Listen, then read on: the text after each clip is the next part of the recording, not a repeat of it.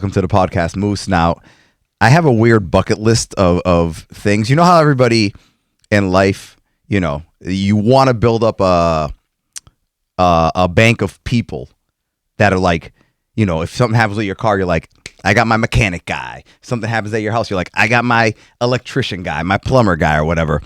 I've always wanted a guy that if I got into like a real jam, I could call this guy up and he'll get me out of any sticky situation by any means necessary, illegal or legal. It doesn't matter. And I'm working my way there now because our guest today, Cillian Dunne, he's an investigative author and journalist, and he wrote a book, The Right-Hand Man.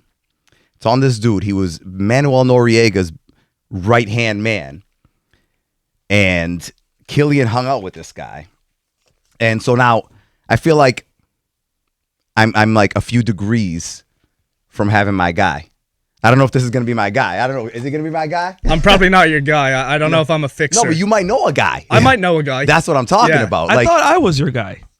I thought you were intro. I thought that whole intro was about me. No, you're my guy if I want a venti. All right. Anyways, for my Starbucks order. You're my guy. So Cillian wrote this book, Right Hand Man. So the guy's name is Carlos Whitgreen, and you went and lived with him.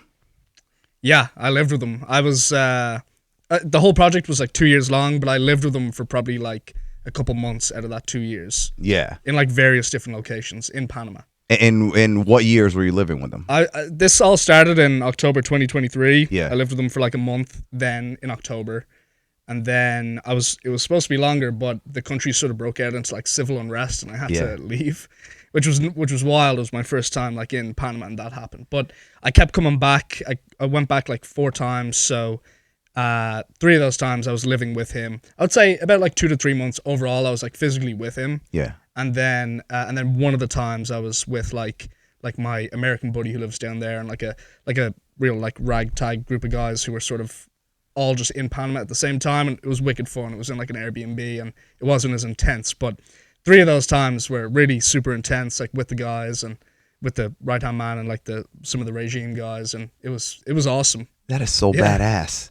You can't have a family when you're doing something like that. No, thank God I'm young. Yeah. You're how old are you? I'm 29. 29. You have a girlfriend. I have a girlfriend, yeah. But no kids or anything. No kids. See? Yeah. I'm beyond that. All the stuff that you do, I'm like, I would love to do, but it's like, I got kids. I can't go getting shot in Panama. Definitely not. Yeah. I can't go like get into like some weird civil unrest situation. And my wife wants me to call her at night then it's like nighttime and we're all hiding out because we don't want to get killed. And I'm like, crap, I got to check in. My wife really needs me to check in. Let me shoot her a text real quick. So what made you want to do this book in the first place? I sort of stumbled into it a little bit. I have an American buddy. His name's Jack. He's from Massachusetts, but he lives down in Panama, and his business partner is an older Panamanian guy, like in his 50s. And I got a call. I'd just done a book, like a nonfiction book, where I was in LA. I was in like South Central LA interviewing a former Crip about his like prison experience. So I was like interviewing, like gangsters and stuff like that, but also like prison staff and like lawyers and judges and whatnot. And I ended up writing like a nonfiction book that was relatively well received. But I posted a picture from one of Connor Holloway's events in Los Angeles, and my buddy saw it, and he called me and he said, hey, I noticed you did this sort of like risky thing. Would you be down to come to Panama? Would you be down to speak to my business partner about coming to Panama and writing this book to do with their former dictator, Manuel Noriega? So, I was like dirt poor at the time. I was like practically, I had no money. I couldn't afford rent. I was just about to like move in with like a family friend into their pool house.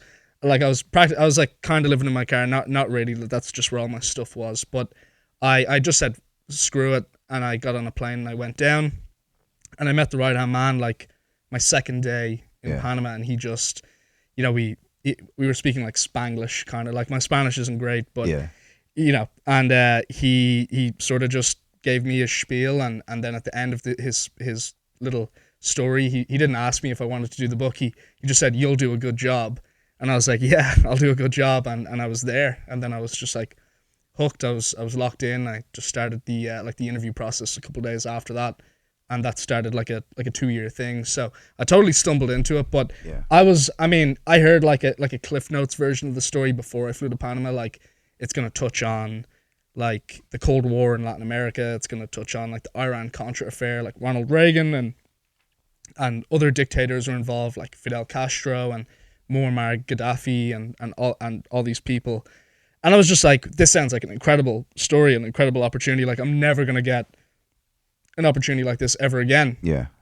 unless I say yes to this one. So I sort of just said yeah and like took a leap of faith. So this guy's goal was to have somebody write a book about his story, or It wasn't really his goal. It was like, it was facilitated by my buddy's business partner, Jose. And Jose, it wasn't like Jose was like really trying to get a book out there. Jose's background is in literature. He used to be a professor of English in Panama.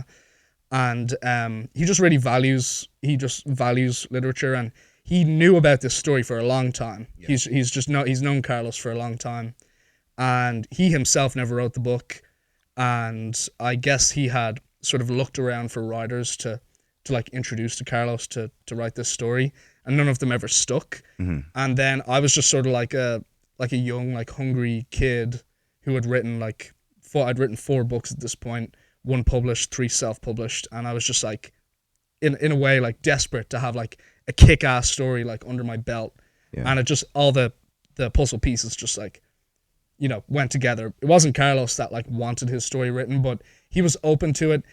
Carlos is also dead now, so I technically got this on his deathbed, and yeah, so I think he would like call me like once a week or like text me, and he'd be like, I can't wait for this book to be done. He's like, this book is like knowing that this book is being written is keeping me alive.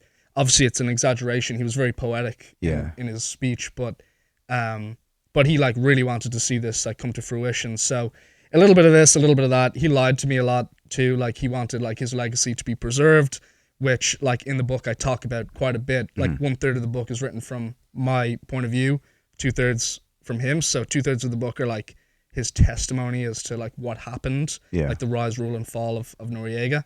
And then 1/3 of the book is me contesting him on what he's telling me, and then going out to other sources and trying to find out if what Carlos is telling me is true, and if it isn't true, what is the truth.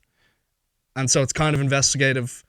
It's like investigative in parts, and then it's like memoir, sort of narrative nonfiction in parts. Like it reads like a spy novel. Yeah. Like I wanted to make it like wicked exciting. So you were like fact checking him. I was oh dude, so much fact checking. Like I said 2 years total.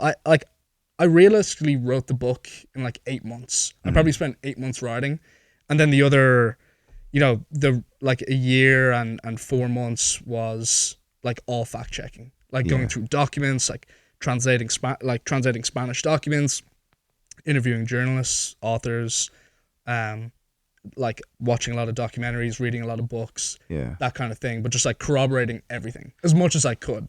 What do you think he was, or why do you think he was lying? Because I would imagine his story would be like interesting as is. Was he trying to make himself seem like a better guy or a more like exciting type of dude? Definitely had nothing to do with like excitement or anything. It was more so like Noriega, the dictator, like he went to the grave with a lot of his secrets. Whether you believe that or not, I did as much as I could to find as much as I could, and I fully believe that he really went to the grave with a lot of his secrets. A lot of these guys, they sort of act like that. They're really closed off for a reason. They're all trained by like CIA or Mossad or whatever it might be, even if it's their own nation's like intelligence agency. Like in Panama, it's G2, which was an extension of the National Guard during this time. So Carlos was a trained spy. Like you could see, or like you could pick up on things when you were talking to him, that like he was probing you in like really, really subtle ways. And I just think that he knew how to like conceal things. He knew how to like warp stories. Yeah. And I knew all this going in because I was told to sort of like take everything with a grain of salt. As well as that, I mean, this was a man who, he was in his early 80s.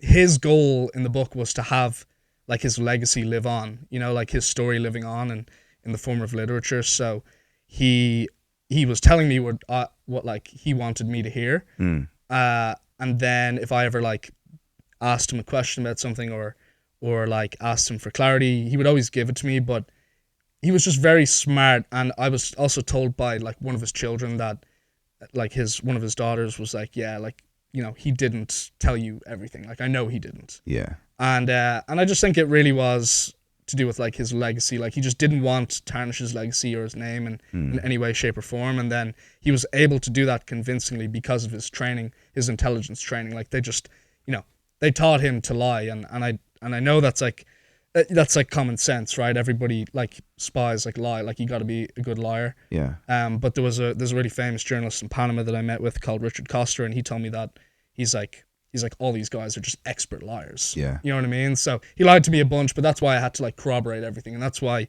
the bulk of the time spent on the book was like fact checking him, or even if I couldn't find the answer to it, I frame it in the book. It's like, this is Carlos's story. You know, this is what he told me. Right. Whether you believe it or not, like, that's up to you. He's an unreliable narrator, in terms of like you know, book language, but yeah, I mean, discerning fact from fiction is like a huge theme of the book. But all these guys are going to be like that. Noriega had a memoir written in the 1990s by this guy Peter Eisner. Yeah. And the whole thing is like discerning fact from fiction. Like, the whole thing is basically a transcript between the interviewer and the dictator, and the dictator's just answering his questions and telling him stories, and the author is sort of like, this is what he told me, I kind of believe this, I kind of don't, here's what I think happened. And I sort of modeled my book in a similar way, but with just like way more action and like entertainment, because I want people to like, I want this to be a page turner. I want people to be super excited when they read it and like jacked up, and obviously one day I'd love for it to be like a movie. So I had that in mind while I was writing it too. You're a great writer.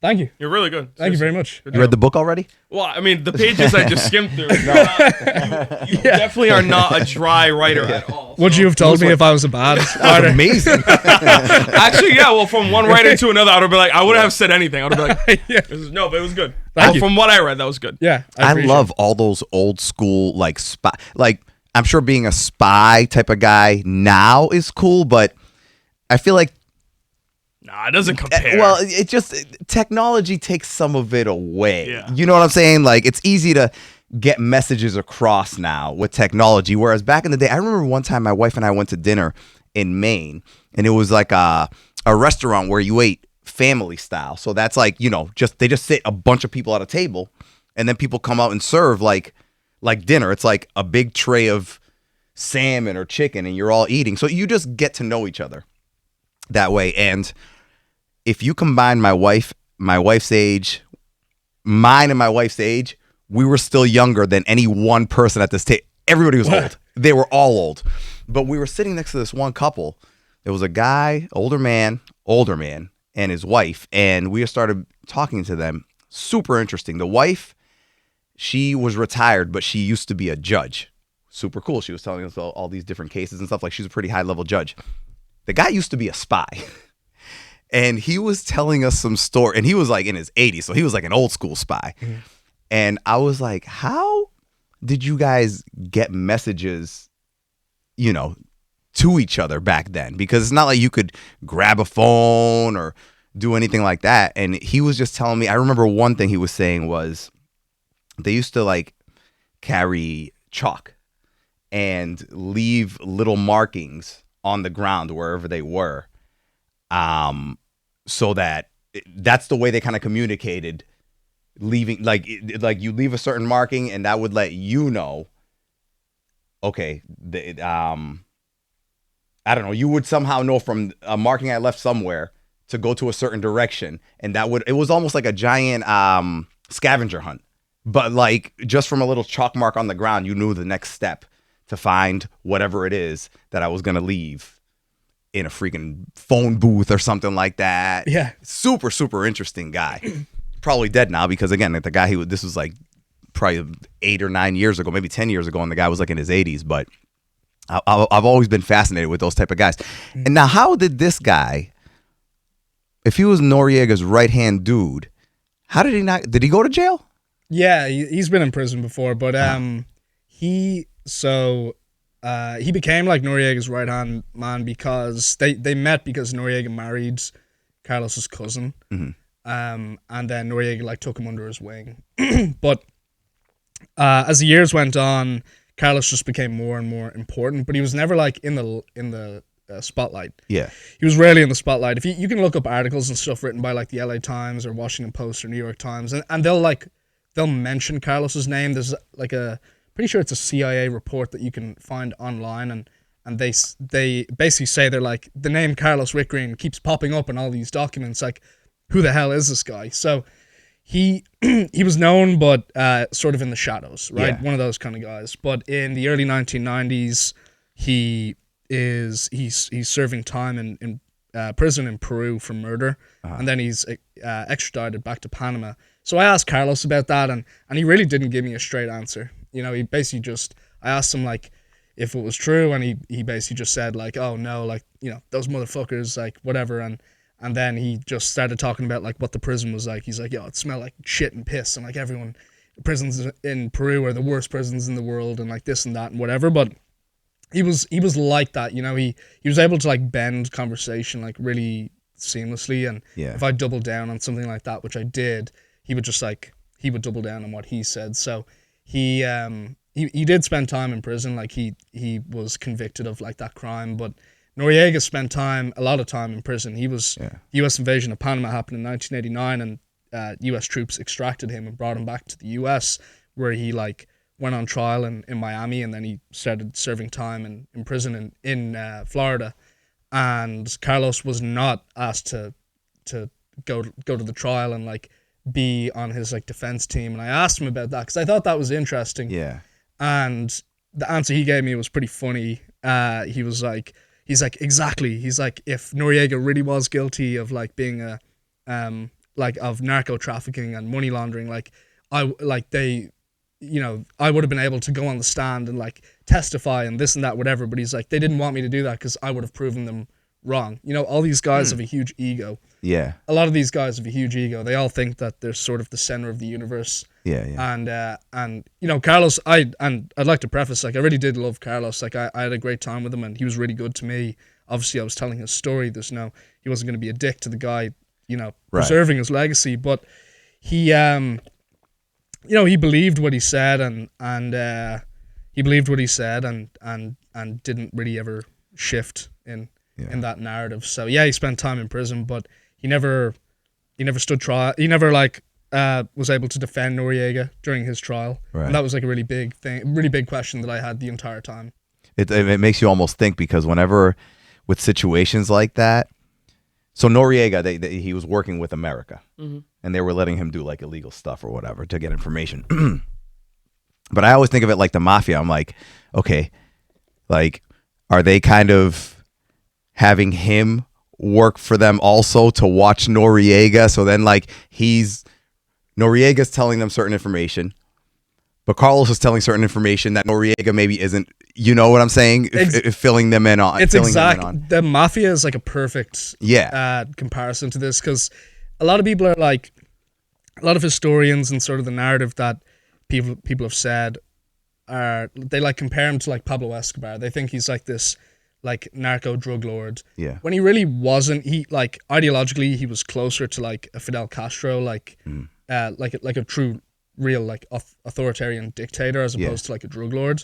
But the way that everything worked, like, it really did remind me of the mafia. Yeah. Not that I know anything about the mafia whatsoever. Like, I just know like TV shows and like movies and stuff. I've never even met That's any how of those guys. The same with me. But I compare everything to The Sopranos. Yeah, but there's a lot of similarities. Just like, and I noticed them, like, and it was all unprompted. It wasn't like I was like asking questions to try like get to that conclusion that like the mafia and this is really similar. But like the sort of corruption and the way they would do business with each other, it's very like mafia-esque. Yeah. You know what I mean? It's like there's a strong arm physical aspect to it, but it's more so like threats, you know, and there's always like a cut being taken of something. It's not like Noriega, to my knowledge anyway, had like a physical operation, like manufacturing these drugs and like doing X, Y, and Z. It was more so just like all right, we'll let you do what you want to do in Panama, Yeah. but we're gonna get a cut of it. Yeah, we'll look the other And we'll way protect for a you. cut type You know of what I mean? So it's really like, it's similar to like to the mafia, right. but it's a little bit it is a little bit different. It's also like really murky. It's something that like not a lot of people understand. I wrote this book and I understand like the history really well, but the inner workings of all of this stuff, like there's so much secrecy. Yeah. And it really is just because Noriega, like I said, he went to the grave with the secrets, and that's what I believe. But he was the one that like really strengthened the intelligence community in Panama, and he did it really intentionally. He understood that for his country to become independent and survive, it would have to have like really strong intelligence. Yeah. And he tried to model Panama's sort of intelligence off of like Fidel Castro's Cuba, because Cuba had, and I believe it probably still has, I don't really know, but intelligence is what kept Cuba alive. Yeah. You know what I mean? Like 90 miles from the coast of Florida, like the US could have wiped it off the map at any point, but it was the intelligence that sort of kept it alive, or at least kept Castro in the throne. So Noriega understood that, and he tried to like replicate it, but it just couldn't have survived, because he was super corrupt.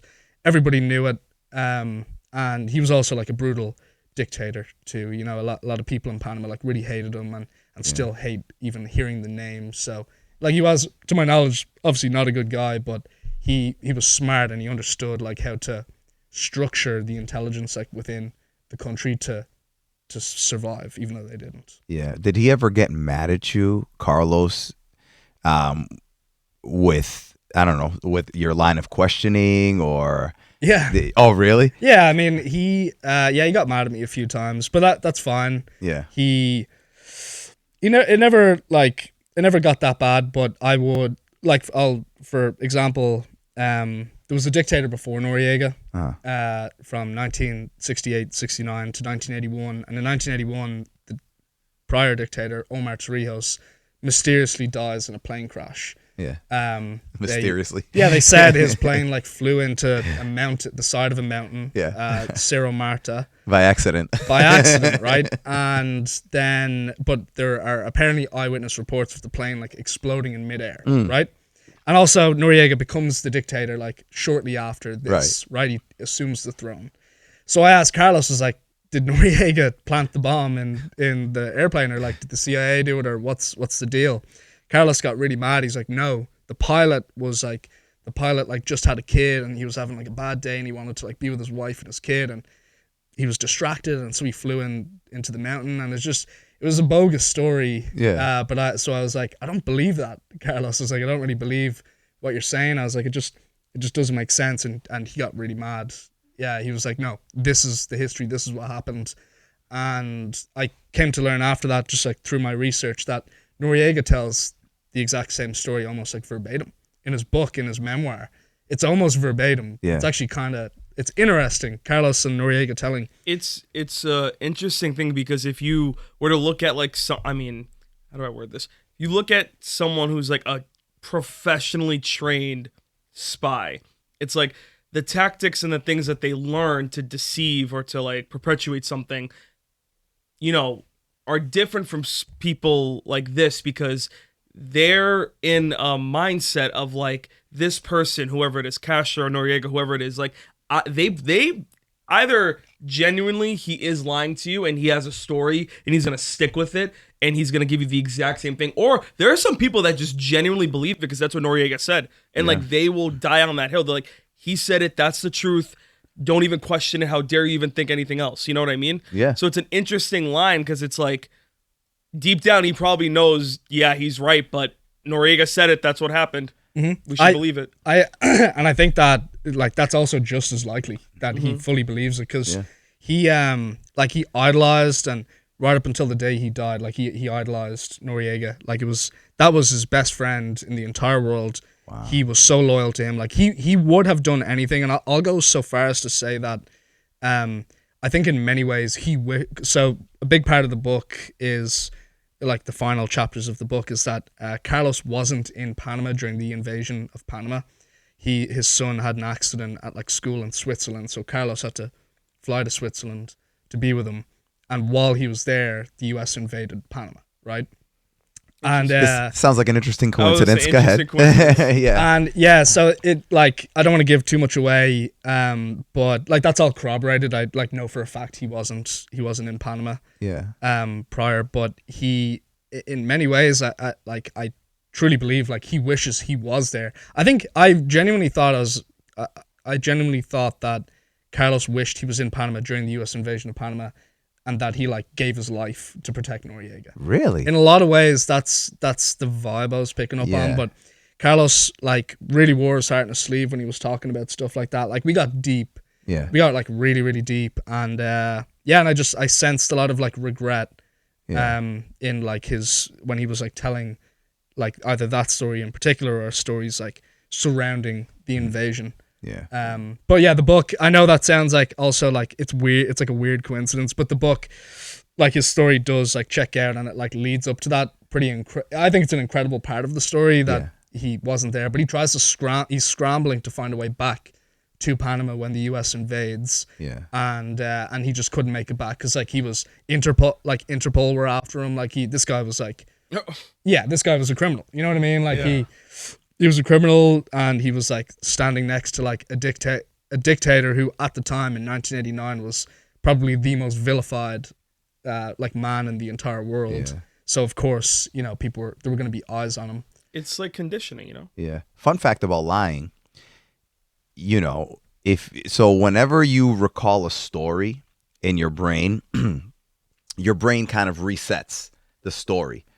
So if you start making up, you know, sometimes you like embellish stories either to make them better or to make yourself less bad, depending on what the story is. If you do that enough, you could, in theory, you start believing that the lie is the truth.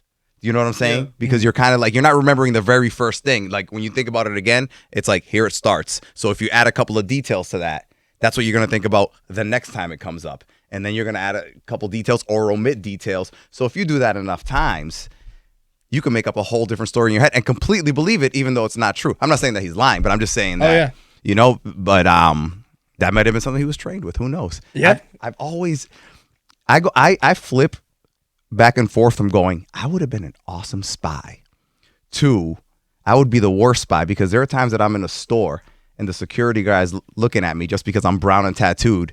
And I'm like, did I steal something? I start getting nervous. You know what I'm saying? I say that all the time too. I'm like, I think I'd be a nasty spy. Mind you, we're going based off television shows and stuff, but You see a TV show, you're like, I'd be better than that guy. No, seriously. But one thing that always, actually, first off, did you study like literature or no? I came to college in the US because I got recruited to play soccer at Northeastern. Oh, nice. So I'd like to consider myself like a relatively smart guy now, but when I was a teenager, like my SAT scores were like the worst you've ever seen. But I was also in Ireland and we don't do SATs. I just like didn't know how to do the test. But I say that to say that I got in because of like, you know, sports.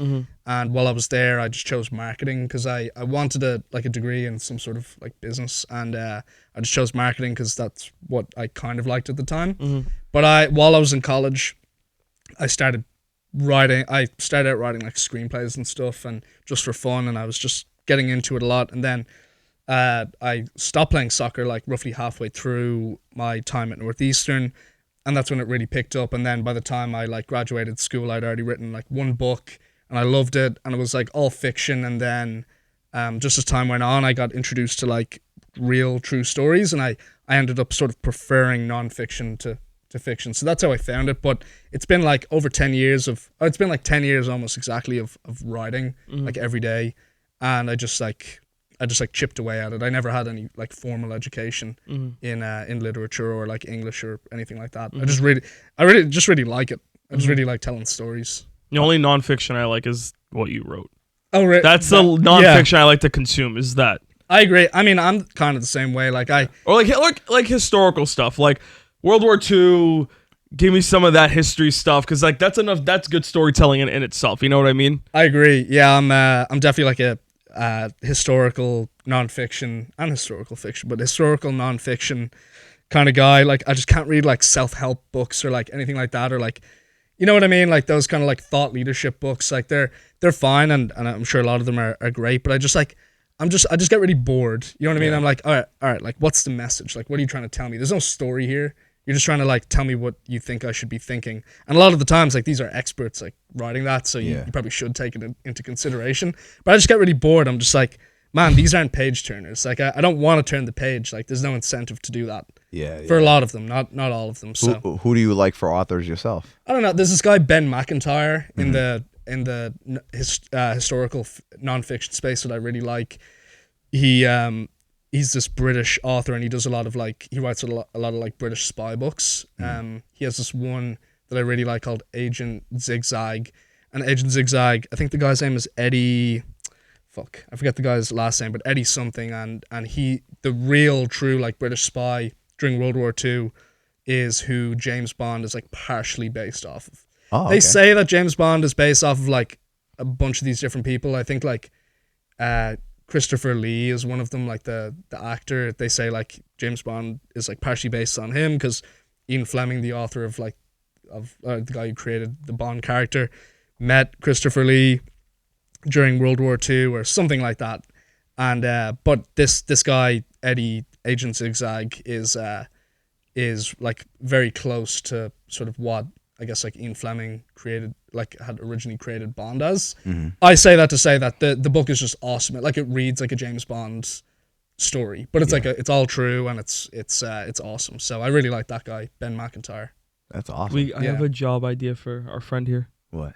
Did you see? Are you a video game guy at all, or no? Kinda, but like bland, like vanilla video games, like sports games. Oh, okay. Yeah. Well, did you see that they greenlit a Call of Duty TV show and movies? And my boy Taylor Sheridan is behind He is? I wasn't excited until I heard that he was connected to it. And then I got a mental boner. Yeah. He is? I was about to offer him. Well, Taylor, if you need a producer on the show or a writer, you got to hit our boy up. Are you serious? Wow. That he's my Hollywood man crush. Yeah, I love Taylor that Sheridan. Yeah. He's awesome. Yeah. If you love Spy, I put him on to a show called Lioness. Oh, I heard it's good. Fantastic. I haven't seen it, but fantastic. All right, well, Taylor Sheridan, if you ever need someone, hit our boy up. But no, it's funny when they talked about Call of Duty. My first thought was, are they gonna do it kind of like? I mean, I know you like Black Ops. No. What's his name? The guy who does all the movies with all the explosions and Michael Bay. Yeah, Michael Bay. Yeah. I'm like, are they gonna make it like a Michael Bay movie? I I'm like, been and don't fine get me with wrong, that. I like explosions and stuff, but I'm like, come on, give me a little it's story detailed behind storytelling. Yeah, you need someone who knows what they're doing. And then I heard Taylor Sheridan. I was like, that makes sense because Paramount bought the rights, and he's with Why didn't I see that coming? What am I doing? But he's switching, by the way, to I think it's Peacock. He's leaving Paramount Plus. Okay. He signed a new deal with Peacock. Yeah. Which I don't know when it starts and stuff, but I know he had a bunch of shows that he's still developing at Paramount. Yeah, so I don't know how that's gonna work, but yeah. Well, Yellowstone was on Peacock for a while before it was on Paramount. Yeah. So that makes sense. But anyways, I would check it out. If you're ever bored one day, those Call of Duty storylines, they're gonna itch something in your brain that I think you're gonna like. They had a Noriega storyline didn't he sue? Yeah, he sued. I think Noriega sued. Yeah, he sued. I've been like, the nerd in me has been holding back because I want to make this anyone know the storyline of Black Ops. He sued because of his likeness being, he sued. used in the game. That was in like 2014. What was that, Black Ops 2? Yeah, Black Ops 2. Yeah, so the whole time I've been saying, I don't want to sound like an idiot. You're like an actual author. I'm like, you're the Black Ops storyline of Noriega. I didn't play the game, but I learned about it pretty quickly when I was down there because they were like, Carlos brought it up because we were talking about like how he was vilified and stuff like that. And Carlos got really like he got very like excitable, and he was like talking about like the vilification of him and whatever, and he was like, yeah, and he's like, fucking Black Ops, Call of Duty. It's like they turned him into a villain, and I was like, oh. Okay. What gave you the courage that young to say like, screw it, I'm gonna write a book? I don't know. I do know. I was a little sad boy because my college girlfriend broke up with me like a couple days after Christmas, like the day after Christmas. I know it was cold. It was cold. I just brought her to Ireland to meet my family, and yeah, it was bad. And then like she flew back to the US. She's from upstate New York, and then like she broke up with me over text. I was heartbroken. I really liked her too, and I was like super heartbroken. So I say all that to say that I was just like I guess I was like raw, you could say, and I was just like at my family home in Dublin. Like I had nothing to do. All of my friends were already sort of gone back wherever they were going to college at the time or living at the time. And so I was just bored at home, and I opened up my laptop, and I'd already written like a couple of like screenplays at that time, like really bad ones, but I enjoyed writing, and I was like, oh, I might as well write a book. And I wrote like the opening chapter to like my first ever book, which it's not very good, but I just like remember feeling it was like therapeutic. I was like, oh, this is nice. I'm like spilling all of my thoughts and feelings or whatever, and I just kept with it. And then after like, I don't know, maybe like 8 or 9 months total, I just like had this like book, and I learned how to like self-publish it and whatnot, and yeah, and then that's what started. And then I just remember like feeling very like fulfilled by it. Family and friends bought it and read it and were really nice to me and didn't tell me that it sucked. But it was cool. It was a really cool feeling, and so I was just like kind of hooked. Yeah. And then COVID happened in my senior year of college, so everybody had to like leave campus or whatever, and thankfully my family are in Massachusetts, so I was close, and I just went there and also had nothing to do. So then I wrote another book, and that was a lot better, and that got published by like a small publishing house, and it just like snowballed. Yeah. It like snowballed. I just got better and better and like more confident, and more people were reading it, and they're like, oh, this one's actually pretty good, and it just got better and better. See, so yeah, something good came out of that bitch leaving you. Yeah. Actually, fun fact, the guy who killed bin Laden, the Navy SEAL who killed him, Don't tell me his girlfriend broke up with him that day. that's why he joined the Navy SEALs. Oh. Because that's why he joined the military. Butterfly He's a dude effect. from like Montana. He wanted to like play basketball or something, and he said a girl dumped him, and that his buddy was like, "Let's go join the military." Yeah. Why And that's not? what see, so it's like the butterfly effect in a good way. You never know, one thing could happen. Yeah, like What- if she stayed with you, you'd be like, I don't know, some chump working at an advertising firm right now going, I should really write a book. Probably. You know? Yeah, probably. What made you take the jump to California? Were you just like, all right, let me see what's out there? I like heavily romanticized it when I was when I was younger, and especially while I was like writing screenplays, I was like, oh man, like I'm gonna be the next big screenwriter. And I wasn't actually that egotistical about it, but I was like, I had like faith in my writing. And then when right before I graduated college, I did really well on this thing called the Blacklist, which is like Yeah. I did really well on the Blacklist. And Wait, I don't know what that is. What's the Blacklist? I know the TV show, The It- Blacklist. It started out, this guy Franklin Leonard started it, and originally it was he I think he like worked as like an assistant or something, but his job was to like read scripts, and he compiled a list of all the best scripts that he read that year that were unproduced or like like that hadn't been sold or purchased yet. Yeah. And he sent it around to like industry professionals so that they could like be aware of these really great stories, and that they could then read the script, and if their company was interested in producing it, they could buy the script because they knew that it was unpurchased. And it really caught on, I guess. And then after X amount of years, I'm not sure how many, he started a website called The Blacklist, where the average Joe like me could upload my script and have it like reviewed by these people who read scripts for a living. And if you get at least an 8 out of 10 or above, you're in like a very small group. You're in like the minority of people, and the website pushes your script out to like thousands of industry professionals, and they can read it and see if they like it, and like agents and stuff like that. So it's for someone who has no connections in the industry, it's like it's a good way to sort of get eyes on your stuff. And I had a script at the time when I graduated college called The Fisherman of Isla Morada, which I still think is the best script that I've written to date. I just got lucky with a good story, and it did really well. It got an 8 out of 10 from like a few different reviewers. Wow. Like a bunch, like thousands of people read it and saw it, but like nothing ever happened. But what it did do was, I was like, oh, I can actually do this. Like at one point, my script, because they feature the scripts that do really well on the website, like on the homepage. Yeah. And my script, The Fisherman of Isla Morada, was sitting right next to Shia LaBeouf's script. who I forget who he had written the script about.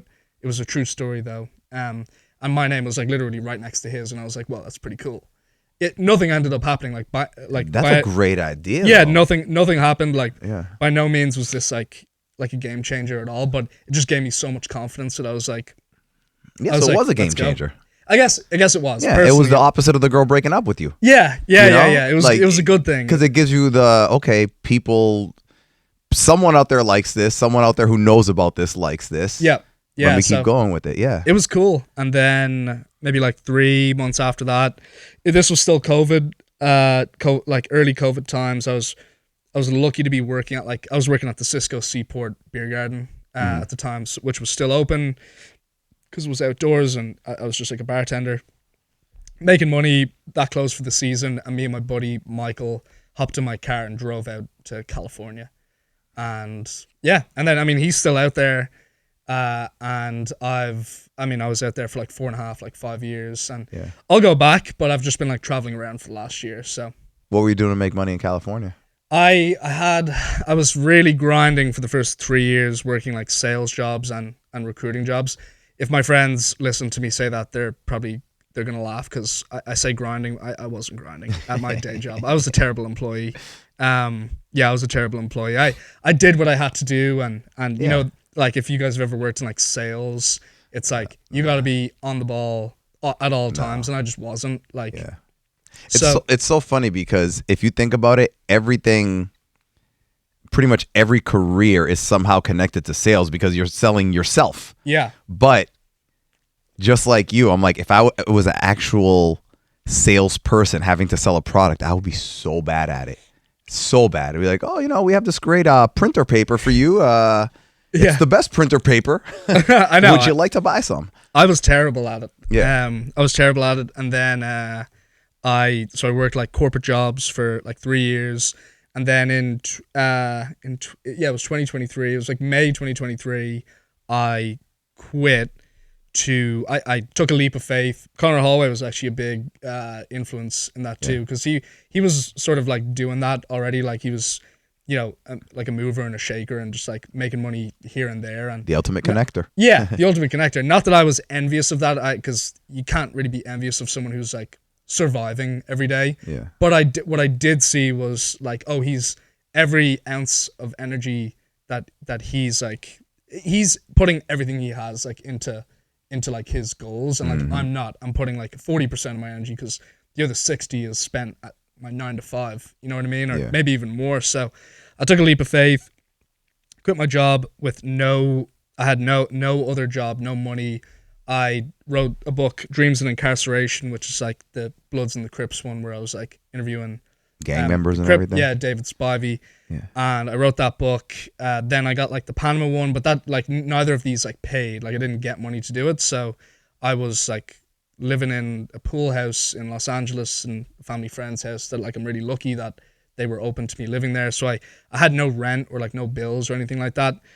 But I was like not making any money until 2024, maybe halfway through 2024, when this prison consultant, basically he's like a thought leader in the prison education space, and he owns this company that's like a prison education, like prison consultancy, prison education, and like mitigation strategies. It's hard to describe exactly what it is, but what he really does is like he helps people who are going to prison to prepare for prison.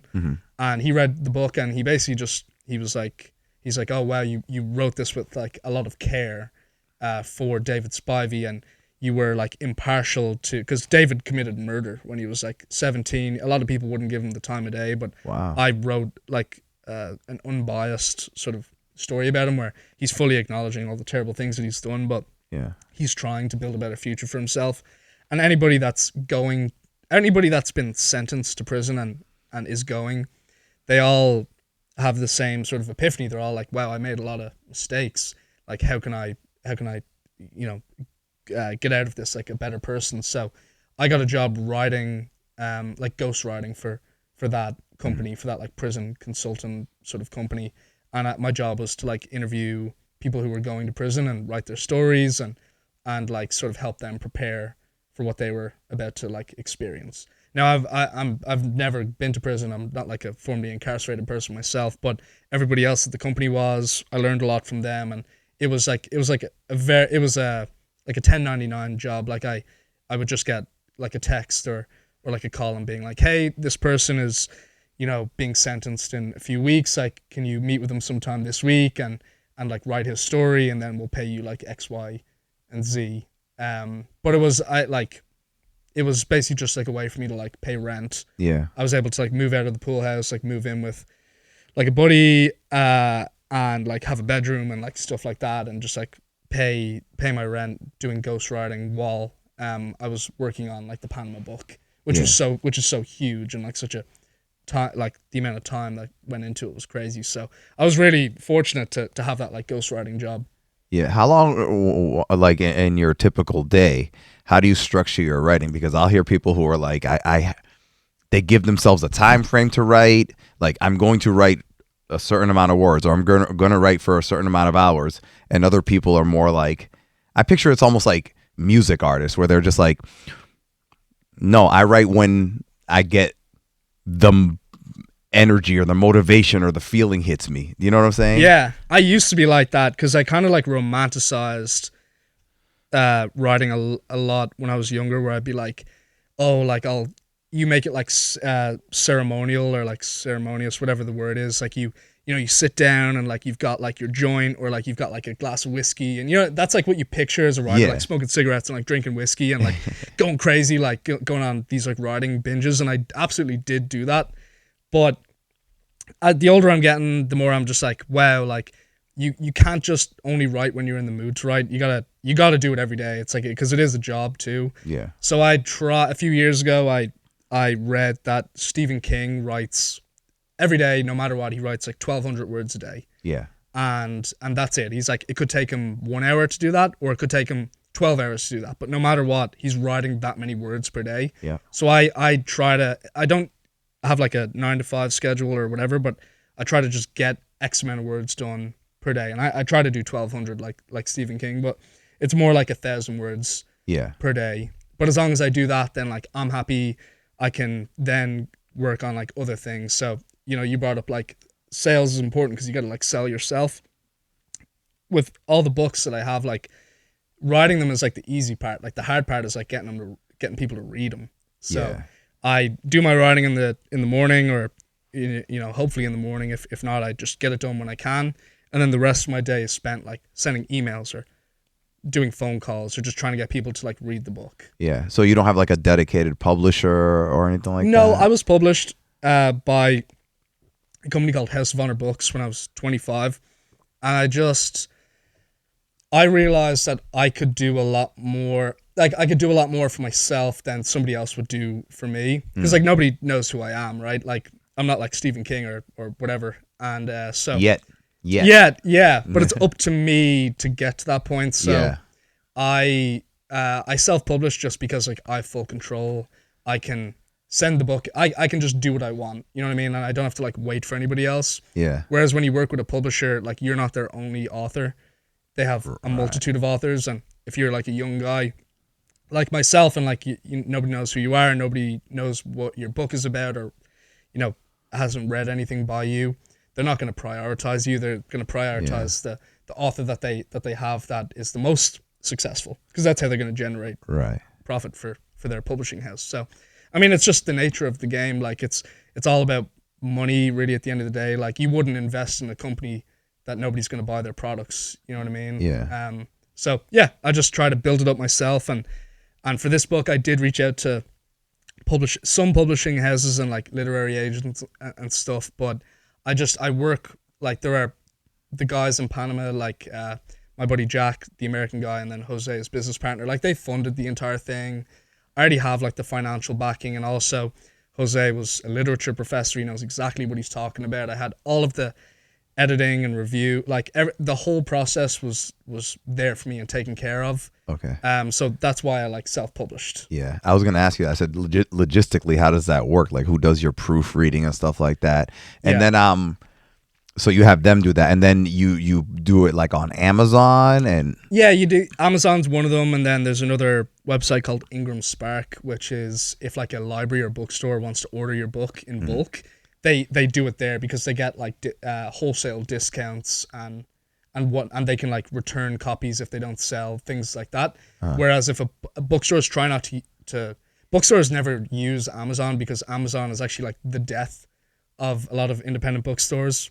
If you think about it, like why, if I want to buy like To Kill a Mockingbird, like why would I get in my car and drive 20 minutes to a bookstore when I could go on my laptop, order the book on Amazon Prime and have it show up at my house like tomorrow? yeah. You know what I mean? Like why would you do that? So bookstores are threatened by Amazon. So they try not to use Amazon to purchase their stock.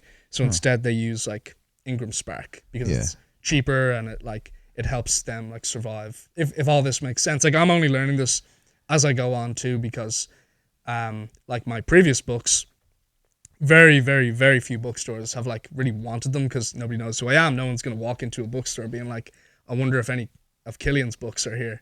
But The Right Hand Man is a little bit different because it's history and people, you know, there are a lot of people who are interested in like Cold War history and stuff like that. So I think like 20 bookstores have bought stock for my book so far this past month, which is great. Oh, nice. And hopefully that continues. So I'm still learning as I go. So when they do that, you get the money up front? You get it. I mean, kind of, yeah, you get it up front. It basically sits in an account and it's paid out like quarterly. Maybe Ingram Spark is different, but Amazon pays out quarterly. Like every 3 months, you just get like a direct deposit to your bank account. So it's kind of shitty because if this is like your business and you're expecting like cash flow, it's just not going to be there. Right. But it's also fine. It's super like self-publishing is so easy to do. Yeah. I often wonder with books, I'm like, how does that work? Like, because usually a book sells a shit ton at one time. Yeah. And then, you know, unless there's some sort of resurgence, it probably, you know, I don't know what the line would be, but it's probably just like not that much throughout the years. So yeah, I often wonder with the authors, I'm like, do they just get a chunk of money that they have to kind of be like, all right, I got to make this work for the next couple until my next book or whatever? Well, yeah, that's exactly how it is. Yeah, for like published authors, and if they're working with like a big publisher, they get like an advance to survive basically. But I'm pretty sure I'm not 100% sure, but I'm pretty sure that advance like it like cuts into future earnings. So it's like you get like an advance of $50,000 to survive. Like your book has to sell $50,000 worth and first, and then after that you make money. Or kind of like a record deal. Right. Yeah, you guys would like absolutely know more about I guess those kind of like contract negotiations than I would, but it's typically done with like an advance. Like the author will get X amount of money to survive, and then like if their book does well, they'll get royalties on top of that. But I'm pretty sure the publisher has to like recoup that amount of money first before. Exactly like a record deal. That's what happens. Yeah. So this could be like, so you almost like need that one big breakout book.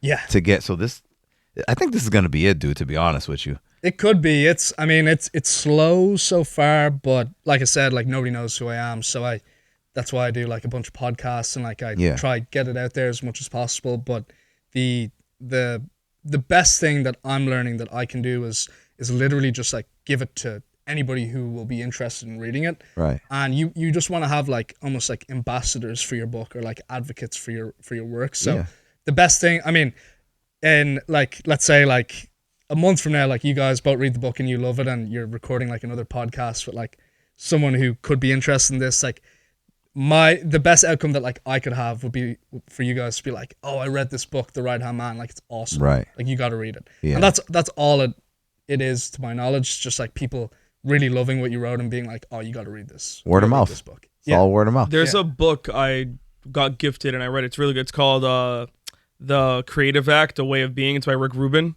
Have you read that? I've heard of it. I haven't read it. No. It's really, awesome. really good. And one thing I took from it that I didn't notice, because I write too, and you brought up a good point when you were like, people like to like romanticize the writing, flow and stuff. And I noticed like he said something super interesting in the book. He was like, he said write every day, but he goes, you're planting seeds. He's like, it's a garden.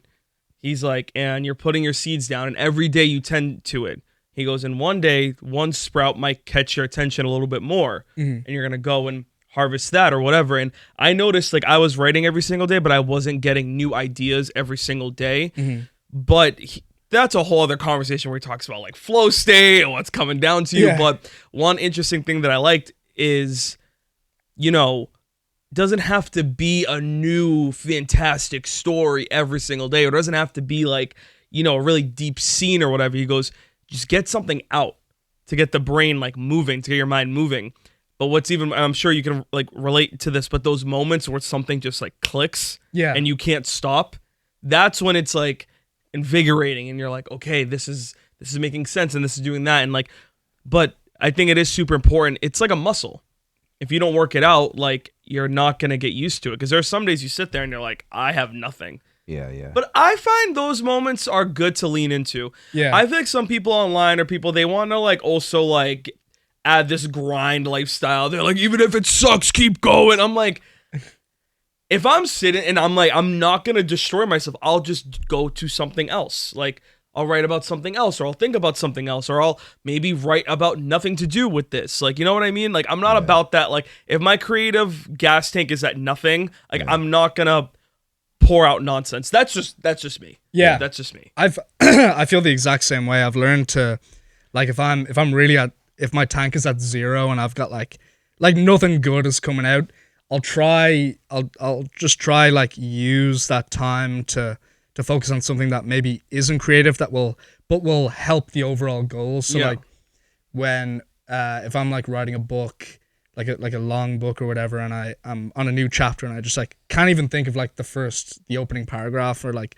how to sort of like start telling the story from like the point that I'm at, I'll go back to other chapters And read, with like this like 0% creative mind and go through it and be like, okay, now it's time to be like super objective. You know what I mean? Now it's time to, to take out the axe and start chopping things up, and I just tried, I don't know, because I fully agree with you, like the whole grind culture thing, like it works for a lot of people, but it doesn't really work for me, I don't think. Like, even though I do feel like it is a grind, like at the end of the day, like you're a writer, like you're sitting at a desk, like you're really, if you're writing full time and people are like interested in reading your stories, like it's a really fortunate position to be in.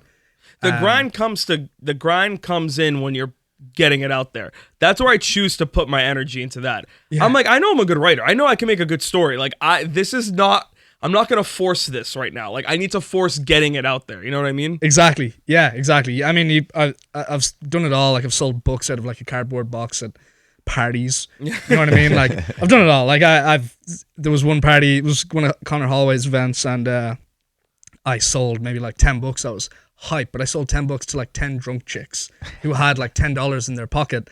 You know what I mean? They had like a little bit of cash and they were like, oh my God, like what is this? Like, and they bought like, they bought like the prison book. I'm like, you're not going to enjoy this. You know what I mean? Like, but they, I've done it all because you got to do it. Like, yeah, you have to do it. Because if you don't, it's just like you're missing out on like the opportunity to sell books and because all it really could take is like one reader to like change everything. You know what I mean? Like, let's say like you give it to your buddy who like loves the book and he tells his buddy and he loves the book, and then he's got it on his coffee table and his uncle is Steven Spielberg you know what I mean? Like, and he comes into his house and he sees the book on the coffee table. He's like, oh, what's this? Like, obviously an exaggeration, but anything can happen. Yeah, you never know. Yeah. Yeah. You remind me of what's her name? Marine.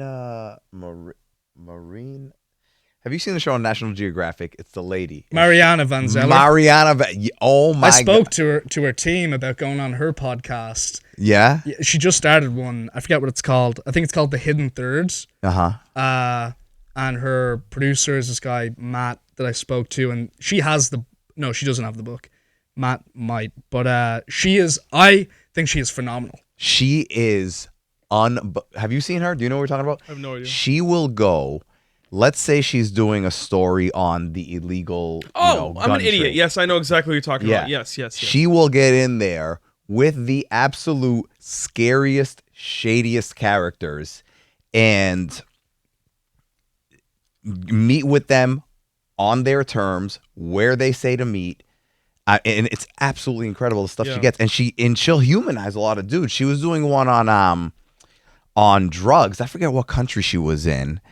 And there was a kid, he was masked up. He didn't want anyone to know who he was, but he helped make drugs. I think he killed people and stuff like that in his life. She's talking to him. She gets it out of him that he was like, I really want to be a dentist.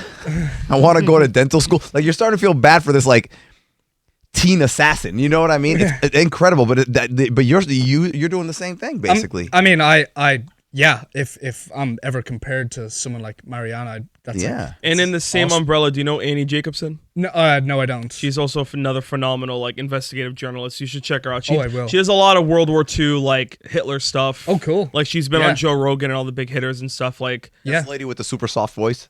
Yes, she has a very good podcast voice, but does she reel you in? She really reels you in. You would like her stuff too. She's like all about Operation Paperclip and what was really going. She was like interviewing like Nazi general sons or grandkids. It was like a whole operation thing. I'm absolutely gonna reach out to her. I reach out to all those people and do it, dude, and offer to send the book. I just did an interview with have you ever heard of Yoan Grillo? He was on Joe Rogan too. He's a narco journalist who lives in Mexico and reports on.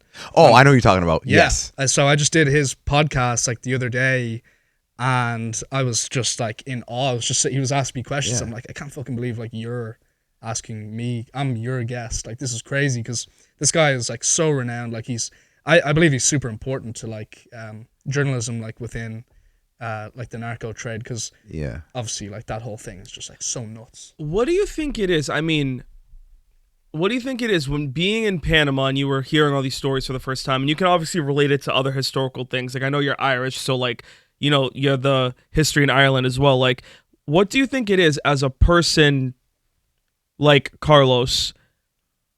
They have this ideology that makes them so passionate, like you were saying earlier, about what they're saying and their beliefs and stuff. Does a part of you believe that it's truly their environment and their condition and their idea of a better future?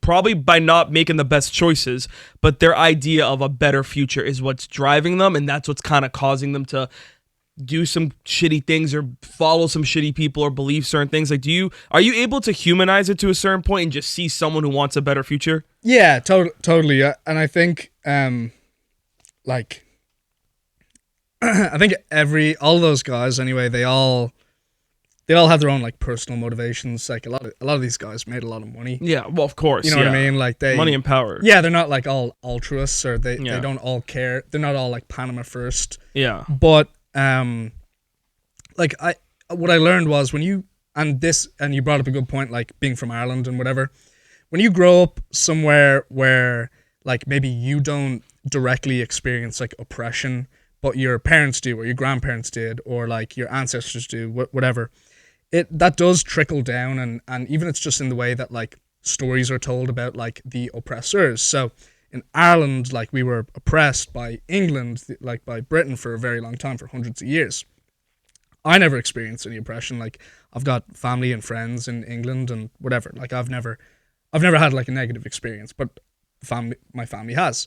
So in Panama, a lot of people my age and a lot of kids, a lot of people who were born after the US invasion of Panama haven't experienced like oppression or whatever. But prior to that, they did, whether it was the oppression that on like a macro level by like the United States, because the Panama Canal was owned by it was built by the US, was owned by the US for a long time. Like America just has so much involvement in Panama that like it might as well be the 51st state, right? There's oppression that comes with that.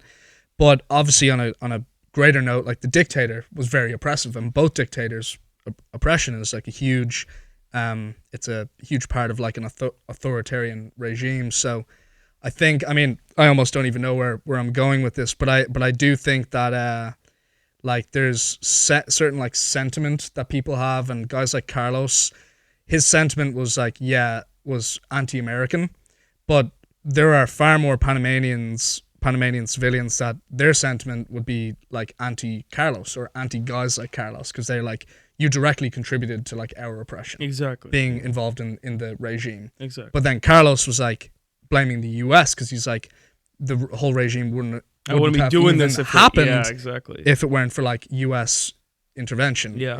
in Panama. So obviously, like U.S. intervention in Latin America is like a huge thing. It's not just Panama; it's like it's all over, and especially during like the 60s, 70s, where you had like American-backed dictators like Pinochet and Chile and stuff like Chile and stuff like that. So it's not just Panama, but yeah, that's the best way I could describe it. Where it's like it sounds like such a shitty answer too, because it's like I'm basically saying like there's no one answer or no right answer, but it's dependent on the person, and Carlos benefited from the regime, but most people did not. Yeah. You know what I mean? Exactly. So exactly. What was it like living with him? Like, what was his pattern as far as when was the best time to talk to him and get stories out of him? What I mean, he was probably, you said he was in his 80s at the time? Yeah, his early 80s. I mean, I loved my time with him. We would, like, I had my own room, obviously. I'd wake up whenever I wanted. I didn't sleep in, but let's say like 8 or 9 a.m., let's say like 9 a.m., there would be breakfast. Like, he had like a live-in maid who would like make all his meals and stuff. So there'd be breakfast in the kitchen, and we would all sit down, like me, Carlos, and his girlfriend. The maid would serve us. We'd chit chat over breakfast, and I'd have my voice recorder and like record conversations and whatnot. And then after that, usually we would like start drinking, or like he'd break out, like, he'd give me a beer, or like break out. Like there's a liquor there called Secco, which I'm not really sure what it's made of, but it's pretty easy to drink, and like you have it with like agua de pipa or like coconut water or something, and like it's a really refreshing like alcoholic drink. Yeah. So he loved that. Like he would drink it all the time. I would drink it with him, and then we would just like chat, and we'd like drink a lot and chat, and then he would usually nap in the afternoon, and then during that time I would like try translate recordings or like upload them to my laptop or whatever. So I was working nonstop, and then he would wake up, and then we would either go out to like one of his buddies' places, like one of the other regime guys, or like sometimes younger dudes who were like the children of like former regime guys. I'd record all their stories and whatever. And then when I wasn't living with him, or when I was able to go out and do what I wanted, or if I was with like Jose and his family, who lived pretty close by, then I was able to corroborate what I was being told by Carlos and his friends. So Yeah. if I had just written the book like only using like what I was told by those guys, like you would read the book and be like, okay, well, Cillian got. You know what I mean? Yeah. Like he didn't hear like, or he didn't write something that is objective. He wrote something like extremely subjective. So Right. I just had to do that. But yeah, I mean, it wasn't easy. It was intense. It was Yeah. super intense, and I was like afraid sometimes, but it was like a lot of drinking, a lot of talking, a lot of recording. And then like a lot of socializing too, where I was like the nucleus of all conversations, because everybody knew why I was there. You know what I Yeah. mean? And it was fun. Was there any point ever that, whenever I just think about like those old guys that, you know, that were connected to big people, I'm always like, is there somebody who's going to get them? They're like, I don't care if you did this 30, 40 years ago. I'm going to kill you when you're 80 as soon as I find you. Did you ever find yourself nervous, or did you ever, like, did he ever seem nervous that something like that was going to happen? No, he never did. But the thing about, because obviously I have that thought too. Like I'm writing this book, and I'm like, you know, like 30 years ago, journalists have been like whacked over, you know, reporting on this. Not that I was like this is like a history book, but you know, those thoughts do run through your mind. You know what I mean? And for Carlos, I don't think he was ever worried for two reasons. One, the two sort of organizations that really would have been out to get him were the CIA and the Medellin cartel, right? And I say those two because Noriega was involved with both. Yeah. And the CIA, like, they have bigger fish to fry. So much has happened in the time since the US invasion, and since Carlos was like a player in this world, that they just probably don't care about him or whatever. You know, he's really, at the end of the day, he's just an old man, and the stories that he has to tell, a lot of them like don't really matter anymore. Like the world has moved on. Yeah. And then the Medellin cartel were taken care of in like the early 90s, and they don't really exist anymore. All of that drug trade with like Escobar and like the Ochoas and whatnot, that all moved north to Mexico. So that's where like all the danger is now in Mexico, and with the cartels in Mexico. Right. So Carlos, I'm sure a lot of his like enemies are still alive, but I don't think anyone was coming out to get him for like the work that he did in the past. Yeah. I think I just think the world moved on. I watch way too many movies. Are you a movie guy? Yeah, I'm a huge movie guy. Okay, give me your. I know I'm not Letterboxd, but give me your top 5. Oh man, I'm prepping you one day. Cool Hand Luke is my all-time favorite movie. Cool Hand Luke. Yeah, all-time favorite movie. Paul Newman. I absolutely love it. Dazed and Confused is number 2. Once Upon a Time in the West. I really like Big Fish as well. And then Cinema Paradiso is awesome too. Those 5 are... 0 for 5. No, Cinema Paradiso? No, what's that one about? Dazed and Confused? I know Dazed and Confused. I just never seen it. Damn. That's Matthew McConaughey's first role. He's Paradiso, all right. Yeah. It's an Italian movie. It's just if you're a film lover like everyone, that's like a staple that you need to see. Can I ask you a really corny I'm not question? a film lover like that, apparently. I know. I was gonna say clearly not. Yeah. I'm like Saving Private Ryan. That's an awesome That's a movie too. fantastic Yeah. movie. I'm only asking this because I'm gonna sound so stupid. I've not sat with an Irishman before, and I just am very curious. Did you see Sinners this past year? Yeah, I did. Okay, so did you see it? I haven't. No, that's the vampire one, right? Yeah. Okay, I'll keep it brief then. Did you understand, or did you at least I don't want to use the word appreciate. What's the word I'm looking for? Remic's whole point of having the vampires backing him because he lost his family. He lost his family during like the everything going on in Ireland at the time, and then him telling Sammy like, "I understand your pain." To me, that was something I never thought of until I saw that film. Basically, the villain in the movie is this Irish vampire, and he is basically, he's super old, and he's like from the way back when in Ireland when like things really started getting bad, and when he bites people, they kind of become a hive mind, and he just wants his community and his people back. But obviously he's going about it like a really crazy way. Yeah. And he has this whole villain monologue where he's telling this young black boy, because it's during like post-slavery times, like in the middle, I don't know the specific date, but he's saying like, I understand you and your pain. Like these prayers you're saying, they said to us once too, and all these things. And I never thought of that depiction before. And I feel like as someone who's Irish and your family and everything, I'm like, that must have been so cool to see on camera, to see someone express things like that. So I don't know. I'm just curious from your mind, because I know you're like a creative guy. Were you like, oh, that's a cool like depiction? I don't know. I did. No, I thought it was cool. I'd heard that was like like a part of the film before even seeing the movie. So I was like prepped going into it that it was going to be like an Irish vampire and whatever, and there was going to be like Irish music. Yeah, I think I mean it's cool. I am by no means am I like an expert on that history, but like the first Irish that came over were slaves too. Yeah.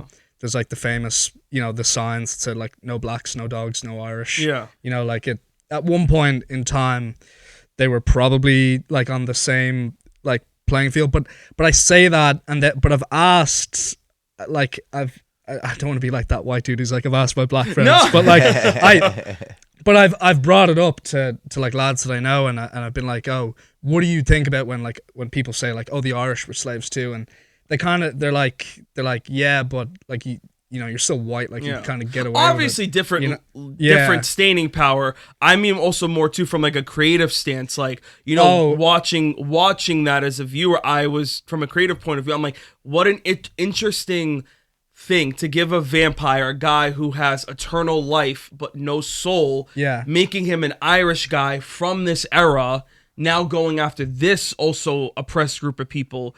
Like, I thought that was just a very interesting. Do you get where I'm going with that? I get where you're going. Like, I thought that was a very cool, because you could have just made him a scary vampire. Yeah, you know what I mean.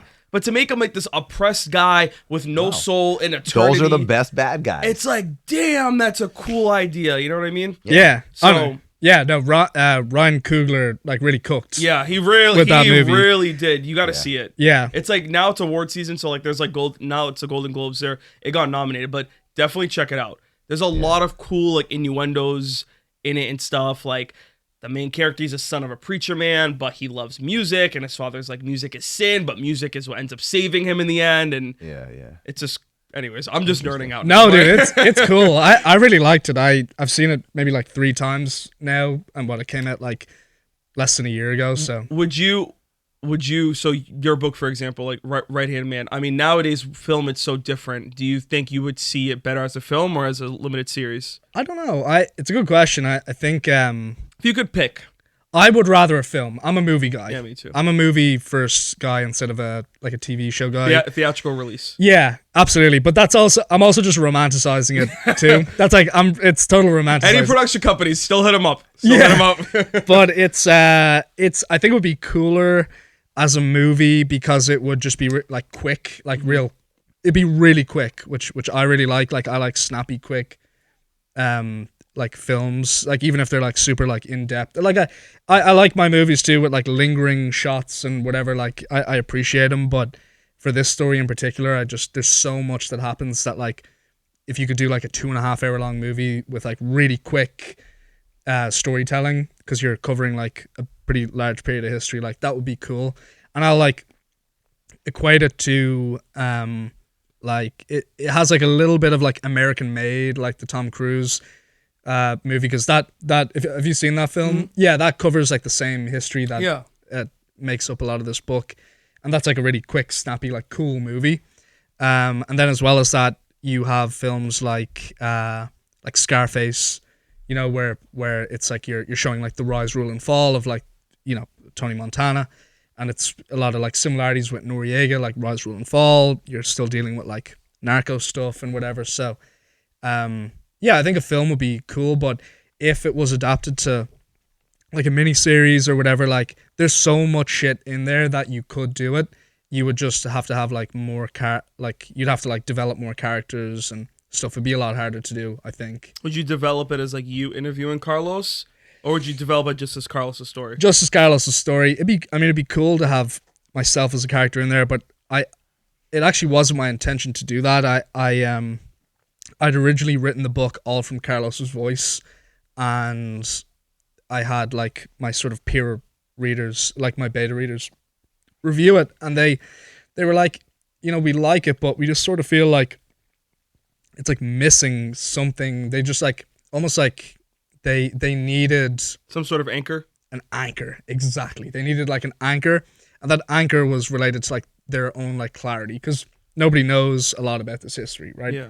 So they suggested that I take like these certain chapters and put use myself as the voice as opposed to Carlos. So I did, and then it ended up just like completely being like the missing piece that like brought it all together, and now people can read the book sort of not knowing anything about this history and coming out of it feeling like they know a lot, but also like never being like deterred along the way. Nobody would read this and be like, oh wow, all of this is going over my head, because I like lay it out like very simply in the chapters where like I'm the voice. Yeah. You know what I mean? Yeah, totally. Yeah. I'm so basic when it comes to listening to watching movies and stuff. You guys are here naming films that I've never heard of and getting deep dive, and I'm like, I want to be able to name movies, and people go, what are your favorite movies? I want to be able to name stuff that they're like, wow, I've never heard of that one. Oh, I'm not. Trust me, he has a way more better taste than I do. My top 5 is nothing like that. And I also have another thing, like you named a lot of older movies. I'm like, I have a thing now with the way newer movies are that when I see an older movie, I'm like, this sucks. It's boring. It's slow. Yeah. I really need to pay attention. I got to watch Cool Hand Luke. I've heard about that a million times. It's awesome. Cool Hand Luke is so sweet. I'm shocked you've never seen Dazed and Confused. That's like an American staple. Yeah. Especially in your like generation. Like that's might have seen it like, again, I know that all right. Yeah. But I never seen it. I mean, what are your top 5? Saving Private Ryan. That's my number 1. I love that movie. That movie is phenomenal. So we got that. See, you're putting me on the spot, so I'm just gonna name movies that I really, really enjoy, and I say to people like, you need to see this if you haven't seen it. Oh, the Nick Cage one. Which one? Family Man. Well, Oh, you like it this time of year? yeah, that one I wouldn't put it on my top 5 of all time. I just love that movie personally because it's like, have you seen that one, Family Man? I think I just watched it the other day, where he like wakes up in like the other life. Yeah, with his so it's like ex-girlfriends. It's a Wonderful Life, but like in an opposite way. Yeah. You know what I mean? Like It's a Wonderful Life. The guy's like, my life fucking sucks. If I wish maybe if I wasn't alive, it'd be. Yeah. In that one, the Family Man, like his life is amazing, and then he goes back and gets a glimpse of what like his life would have been like if he got with the girl that he broke up with. And it's kind of boring and mundane, but at the end he's like, I kind of want the boring, mundane life, you know? I love this chick, I love my kids. But I don't know if I put that in my top 5, but I would put the movie Seven. Yeah, you love that movie. I love the movie Seven. Which I've yet to see. And I'm a huge You haven't fan seen of it? that director, yeah. Yeah, that movie's fantastic just because it's... I heard it's like the epitome of what a thriller movie is. It is because you psychologically create stuff that they don't show, but like you still see it, if that makes sense. Yeah. You know what I mean? It's they're figuring out, you know, who this serial killer is, and they never show him killing anybody. But you still picture the scenes of him killing people the way that it's just really, really good. You've seen it, right? Yeah, I've seen it. It's awesome. Yeah. Let me think. I mean, I can't even really think of like an old movie that I'm like, that movie was fantastic. The Last Dragon. I'm just trying to think of some Bruce Lee karate movie that you probably I had an instructor when I did martial arts that he auditioned for that movie and he didn't even realize it. What, The Last Dragon? The Last Dragon, yeah. Oh, that would have been sick. Yeah, he was a martial arts guy. And he goes, and you know, and there was an audition for this movie and they were looking for martial arts guys or whatever. He said, I went. It didn't work out, no big deal. He goes, you know, like a year later, he's at a movie theater with his girlfriend watching this movie. And he goes, it's my first time seeing this movie, but I was quoting it. He goes, I'm saying like lines that like I knew kind of what was going to happen. And it turned out to be The Last Dragon. That's the movie that he auditioned for. That's so funny. Yeah, but he was a white guy. I'm like, what did you audition for? Saying, who would he, yeah. Oh, like, that was not a white movie. But okay, let me think. See, now after you guys saying this stuff, it's trying to make me sound fancy, but I love the Mission Impossible series. No, mine is Transformers, the first one with Shia in 2007, Tron Legacy, A Bronx Tale. Oh, you're making me feel better. No, I'm being dead serious. A Bronx Tale, yep. Fight Club. Bronx Tale is that's fantastic. My favorite, like one of my favorite movies. Bronx Tale is Fight Club, Transformers, A Bronx Tale, Tron Legacy, the first Guardians of the Galaxy. As of right now. Oh, we going there? As you can tell, his taste is a bit more refined than ours. Does Infinity War? I mean, yeah, sure. Whatever you want, man. Fantastic.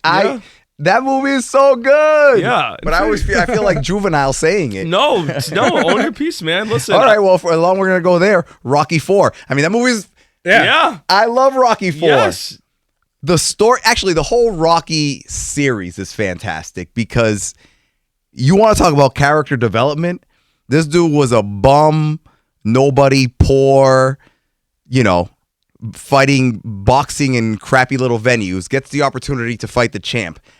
They didn't have him beat the champ in part 1. That would have been too easy. Yeah. But he went up until the end. So now in part 2, the champ is like, yo, I can't handle this. I got to fight this guy again. That's when he beats the champ. So then we go to part 3, where now... I don't believe in myself anymore. No. Part 3 is when he basically fought Black Rocky, Mr. T. Yeah. It was like, now he's fighting basically himself, except from like the hood. And he lost. Wait, yeah, he did. Yeah, he lost. So, he lost. Yeah. And then he went and met up with Apollo. Yes. And Apollo's like, dude, you got to stop training like a white guy. I'm going to go take you and we're going to train you the right way. The iconic scene. Yeah. And he took him to like the hood boxing place. And he was like, you're going to train like me so you can beat this guy. And he beats Mr. T. So now in part 4, he's rich. He's all done with it. He would love to continue boxing, but he knows he's past his prime. Apollo can't get past it. So Apollo takes this fight with this Russian guy who I believe it was his first fight ever, Drago's fight. And he gets killed. One of the best scenes ever was when he gets knocked out by the Russian and he's twitching in the ring. Every time I see that, I'm like, oh my God, that was so good, the twitching. And then Rocky has to come back and he goes to fight him in Russia on Christmas. It's awesome. Training old school style versus the Russian training new school style. I felt the exact same way when Optimus Prime was just standing there and he was giving that speech at the end, and I felt like I could take on the world. I was 8 years old in that day. I was like, send me to war. You're too young to know about the Transformers cartoon movie. No, what are you remember talking that about? one? I've seen those. Yeah, Bro, I haven't seen all of them. When Optimus Prime got killed, Oh, no, I don't know that one. it was a cartoon movie and Megatron killed Optimus. It was the first time in my life that I was like, yo, the good guy dies? Oh, no. I don't know I couldn't about handle that. it. No. I couldn't handle it. He got killed. Still to this day, if I see that scene, I get a little teary-eyed. Yeah. You get Can I teary-eyed? Bro, think of yourself. Think at like, I was probably like 8 or 9, like the prime age where all your shows, like, the good guys, in your head, you're like, oh, they might lose, but they're going to win in the end. The main bad guy, think about anything where the main bad guy kills the main good guy. Mm-hmm. He basically beat him straight up too. Mm-hmm. It was because one of Optimus's guys got like stupid. when Thanos beat the crap out of Hulk and everyone was like, whoa. No. It would be like Thanos killing. Oh. But not even the Hulk, because the Hulk wasn't his main nemesis. It was literally the whole Transformers was Megatron was the main bad guy. And Optimus is the main good guy. In the movie they fought, Megatron killed him. I know, I get it. Blew my mind. I didn't know that could happen. No, I get it. Trust me, I would have felt that same level of emotion. Yeah. I would love to do, speaking of spy stuff, we've really lost the charm of espionage films. Would you agree? You think so? I don't know. Maybe I just haven't been like in tune with the ones that are coming out. Well, at least the ones that like what you wrote about. I mean, in that subgenre, because I think what you wrote about in Carl Stories is a subgenre of because there's a Mission Impossible, 007 world where it's like the money, the casinos, the suits. But then there's like the dark. Yeah. You get nitty and gritty and stuff. The not glamorous. The non-glamorous espionage stuff. You know what I mean? Yeah, I think TV probably took a lot of those stories. I'm not really sure. I do know that like a lot of those spy movies from like the 90s and like the early 2000s, like from when we would have been younger and whatever, like the CIA were like involved in those. Like, man, watch Lioness, I'm telling you, man. Because I don't know who was involved, but they had like sources come and help them write the material. Yeah. It's every episode you're on the edge of your seat. It's so good. Yeah. No, I'm definitely down. I also think that this could be like a wrong take, but there's no such thing. Like post 9/11 films are a lot different to like pre 9/11 films, especially when you're talking about like geopolitics and whatnot. That's a whole subgenre in Transformers. Would you guys like to dive into that? No, okay. But you're absolutely right. That's the truth. So like spy movies have changed, but you got great TV. Like, well, apparently they're really accurate, like Homeland and stuff like that. It's all about like national security, as opposed to like, you look at like spy movies from 60s, 70s, 80s, 90s, like especially like Cold War ones, like Rocky IV, right, is a Cold War film. It's American propaganda during the height of the Cold War. You know what I mean? Like the villain is Russian, the hero is American, and he has to go to Russia and he has to defeat the Russian at the height of the Cold War on Russian soil. At the end, the Russians were clapping for the American. Yeah, they couldn't handle it. So I don't know. I mean, I'm definitely no expert in this kind of thing, but like post 9/11, like national security, like Homeland Security. Oh yeah. Like a lot of those like stories like really came to the forefront, and a lot of them are awesome too. Yeah. Like I just watched for like the billionth time like The Hurt Locker with my brother recently. I was just about to bring up that director. Great movie. So good. What's her name? Yeah. Catherine Bigelow. Catherine Bigelow. On Netflix. Yeah. What's I it called? enjoyed that. What's it called? House of Dynamite. House of Dynamite. House of Dynamite. Yes. Yeah. Did you like that? Is that the film or the show? It's a film. Is that the film about the nuke? Yes. Yes, Yeah, I that's just it. watched that. 18 minutes. 18 minutes, yeah. Yeah. That's what I mean. Like that kind of like thing. I loved it. A lot of people were crapping on it because they didn't like the ending. I'm like, who cares? Like, What did they want? People will pick one thing in a great movie and go, Yeah. yeah, but I didn't like this scene. And because we're in this weird entitled YouTube generation, Yeah. like in that case, because they didn't do it the way I want to, the movie sucks. Yeah, no. They Yeah. need to change it. No, fuck you. I loved zoomed in perspectives. Like I put me there. You know what I mean? love that movie. Yeah, it was really really good. That and she did Hurt Locker too. Yep. And Yeah. yeah, I think that's just I feel like we're missing that.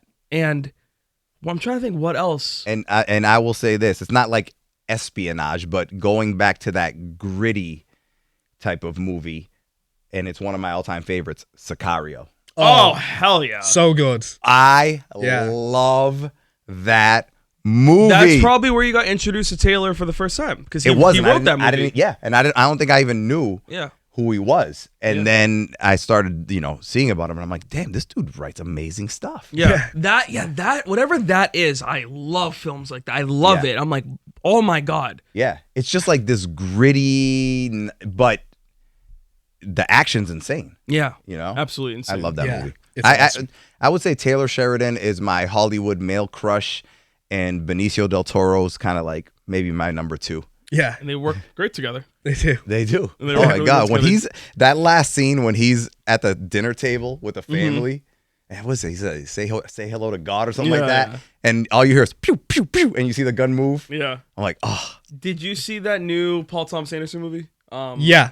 Why am I blanking on the name? One battle after another. One Battle After Another. The one with Leo. Oh. Did you watch it? I haven't watched it, but I love it already because it's Leonardo DiCaprio. Yeah, my favorite actor. That Yeah. I thought was another. It's not the same thing of what we're talking about, but like in that subfield. You know what I mean? Yeah. I Yeah. think that kind of itch that scratch. Yeah, I like that. I feel like, I mean, this isn't like an original thought. I think like a lot of people know this, but like films usually like reflect the like what's going, like films like that usually reflect what's like currently going on in the world. So Yeah. you've like one battle after another, and they're like immigration like is like a big thing. You know what I Yeah. mean? And you've got like the illegal aliens and these encampments and stuff Yeah. like that. The regime groups and all Yeah, that. but then yeah. you talk about like Sicario. What was that, like 2015 when Yeah. that came out? Yeah. Like the narco war in Mexico, like super huge. Wasn't like El Chapo still alive at that point and like Yeah. running the show? Or I'm not. Well, he's I'm not- still alive, but he was Still running the alive. show Sorry, back yeah, then. still running the show. I'm not like super well versed in all that stuff, but it's like films like that are usually like a reflection of like what's Yeah. really going on in the world. Art imitates life. Yeah, exactly. Yeah, Yeah. exactly. So, as to answer your question, I guess about like the like I'd love that like old school like espionage stuff to come back, but I think being realistic, what this would be, this is like a nostalgia piece, like a cultural nostalgia piece, the same way that like American Made, like if you watch that, it's like they really amplify like the 80s of all of it. You know what I Yeah. mean? Like, yeah, Tom Cruise is like flying these planes and like delivering drugs for like Escobar and all these guys and working for the CIA, but you know, they're playing like 80s rock music and like they're like tickling like your nostalgia. You know Yeah. what I mean? Which I think if this ever got adapted, like it would have to like tickle nostalgia. What's your dream thing? Has your story already been developed and written, or is there an idea or something? You obviously don't have to give too much away, but is there an idea or something that you would love to see put out? Whether it's a book, a screenplay. Oh, it's a good question. It's a really, really hard one. I don't know if I have. an Has it answer been for that. written Yeah, yet? I don't. Well, I don't know. It's hard. It's hard to tell. I don't really have anything top of mind. Because chances are, if I know about it, somebody else has already written it or like is planning to write it or whatever. Why do you say that? I don't know. I think that like I'll say this for example. I don't know if a book has ever been written or if like a film has ever been like produced, but there's this really funny story. Have you ever heard of the Rasputin of the Bronx? The Rasputin on the Bronx? No, but you already got me hooked. There's like this Irish guy. I think his name was like they called him Iron Mike, and he's like this. It's a great story, but it's like there was this Irish guy in the Bronx. I think maybe in the 30s or the 20s, and there was a group of guys who owned this bar, and what they did was they used to take like life insurance policies out on like homeless people, and when they died, they would like collect the earnings, right? So Iron Mike was like this super alcoholic that would drink at their bar all the time, and he was he was gonna die like any day. Basically, he just drank so much like he was gonna drink himself to death. And so the guys who own the bar were like, let's take out a life insurance policy on Iron Mike, and when he eventually croaks, we'll get everything. So they took out a life insurance policy on Iron Mike, and they let him drink at the bar for free, right? So that he would drink himself to death. But a decent amount of time goes by, and they're losing all this money from Mike drinking for free at the bar. So they start to do things like poison him. They like feed him like clams that have gone off and shit like that. They like put like rat poison in drinks and etc. But he just doesn't die. He survives all of these assassination attempts, and these guys are like losing money at the bar. So eventually they did kill him. They got him, but the guys didn't get away with it, and I think they all got imprisoned. Yeah. But Mike earned this title of Rasputin of the Bronx because Rasputin had like a bunch of assassination attempts on him in Russia, and like couldn't be killed. So Rasputin of the Bronx, Iron Mike. I always just thought it was like a really funny, like entertaining story. It's like dark comedy. You know what I mean? Like if it was adapted to film, it'd be like a dark comedy. That's hilarious. I don't think anybody's ever done it. My buddy Mark like sent me an article about it like 7 years ago. He's like, yo, you'd really love this. You should write a story about it. But so many people know about it that like, yeah, I could do it. I could put the time into writing a book and whatever. I'm not even sure if anything exists, but it's just like my gut just tells me that it's not the right fit like right now. You know what I mean? Like that's just one example, but it's like usually like little stories like that you hear and you're like, wow, that would make like a really good movie or like a really good TV show. But if I'm having that thought, other people probably are too. And not that I'd want to like, I feel like I'd be wasting my time doing it, but I just think like I'm someone who I'm relatively instinctual. Like if my gut tells me it's the right thing to do, then I'll just like go for it. I'm the exact same way. You know, I've had other ideas that have popped in. I'm like, not now, or like, maybe one day. But like, once the ones hit, you're like, yes, yeah, exactly. Yeah, so they're normally original ideas. Yeah, original ideas. Same with me. I'll usually play with those, and like, my notes app on my phone is like filled with shit like that, where I'll like have an idea. Usually it's just like a log line or something. Yeah. I'll like have the log line at the top of the note, and then throughout the day, if I get like little ideas, I'll just like type it into the notes app. And then when I feel like I'm ready, or if like my gut's like you should sit down and start writing, I'll just like sit down and just like just like free ball it. I have a film that I put him in. He has one scene. Oh really? Yeah. Oh thanks. No, I think that something loosely based on this kind of, I can't think. Maybe you guys could tell me if it exists, but a film on like the right hand man of like the main dude, but I love the tortured hero. I want to get out, but they keep pulling me back in type of story. Yeah. So making it something like that, like he's like the right hand man of the main dude carrying all this stuff, and for some reason, every time he tries to get out, I don't know, his family or whatever just keeps pulling him back in. Yeah. And at the end, he always ends up dying, but who knows? Maybe he won't end up dying. I mean, has anything like that been made? Iterations. Like, I don't know why the first thing that popped into my mind was not being not the main dude though. Like, you know, the Penguin. Like the chief of staff. Well, like type of the guy. Penguin, like the Batman villain, his TV show. He was the right hand man. The Penguin was the Batman's right hand man. No, not he wasn't Batman's right hand. I'm saying Penguin, like the character from Batman. Oh, you're talking about the Penguin series? I didn't see it. Yeah, So you he didn't was see the right-hand man. and that was like really critically acclaimed, and he was the right hand man. And all right, I don't know why. Make Make it not a guy who quacks and walks around with the fucking umbrella. I'm talking about like Hey, Colin Farrell did a great job at that. No, I don't know. It's a good question. Now there's a movie. There's a movie that I had in my mind like while I was writing this quite a bit. It's called The Last King of Scotland. I've heard of it. It's pretty awesome. Yeah. So it's like historical fiction. It's not technically nonfiction, but it's about the dictator of Uganda, Idi Amin, in the 1970s. He was like this brutal dictator in Africa. Yeah. But he was put into place by the British.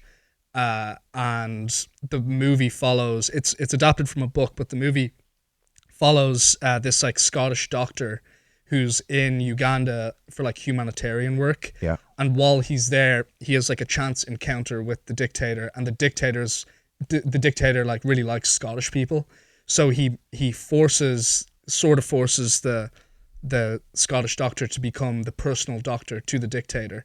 So he's like the right hand man of the Ugandan dictator, and we sort of witness the rule and the fall of the dictator through the eyes of like his doctor. Really is like his right hand in a lot of ways, but that movie is like super awesome. Like it's really, really good. It's James McAvoy is the Scottish doctor. Yep. I'm And an then- idiot. I have seen this movie. As soon as you said James McAvoy, I know exactly what you're talking Yeah, about. it's really good. Is Forrest Whitaker in it? Forrest Whitaker won an Oscar for Yeah, okay, I playing know the what you're dictator. talking. Yeah, I yeah. definitely know And what you're talking what's her about. name's And in then it? Kerry Washington. Kerry Washington. Yeah, I saw this in Yeah. college. I'm so stupid. Yeah. I actually do have a refined taste, and I always Yeah. forget that I do. Yeah, Yeah. that is So, a really good film. It's Yeah. a great movie, and it's like it's as close as you're gonna get to like the right hand man. Yeah. Okay. Yeah. Because I just love those type of stories. You do? That's why I love Sicario so much. Yeah. It's like he was like a lawyer, you know what I'm saying? And his wife and daughter got killed, and he was like, I got to do this. Yeah. Vengeance. Yeah. Yeah, Yeah. I just love that type of story. Yeah. I mean, I don't know. Anything else you want to? We could sit here and talk I was gonna movies say we and could keep shows this going for all another hour, day. but no. Other than that, I Stuff think keeps popping in my head.